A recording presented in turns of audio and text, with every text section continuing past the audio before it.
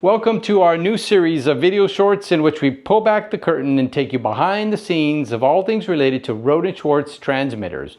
We kick off this new series highlighting our amplifier repair capabilities, and yes, we do repair our amplifiers right here in North America. You see, Rohde & Schwarz has over 700 employees in North America alone and over 15,000 globally. Our first video short takes you directly into our North America repair lab. We provide a short Q&A with our staff, giving you insight into the most common questions we receive. We hope you enjoy this episode, and stay tuned for more content in this series. Here at Rohde & Schwarz, we service about 10 to 12,000 different pieces of equipment every year, and that's not just broadcast TV or radio. We do a lot of test measurement equipment, wireless communications, secure communications, spectrum analyzers, signal generators. So it's very broad what we do. So when a customer returns a unit for repair, do they have the ability to get a loaner?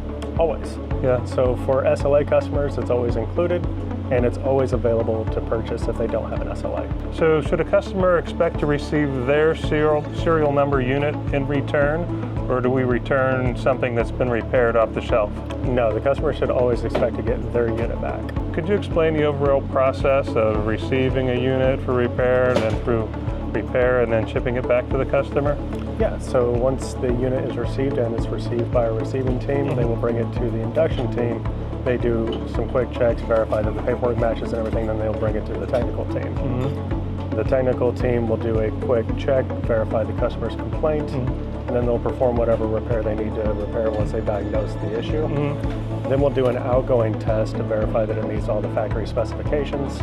Then everything gets boxed back up and shipped right back to the customer. Very good. So what are the typical turnaround times for repairs for broadcast products? For the past 12 months, we have maintained below a 3-day average for our turnaround time. So once an item's been repaired, do we offer warranty on that product? Yes, that product gets a 12-month warranty.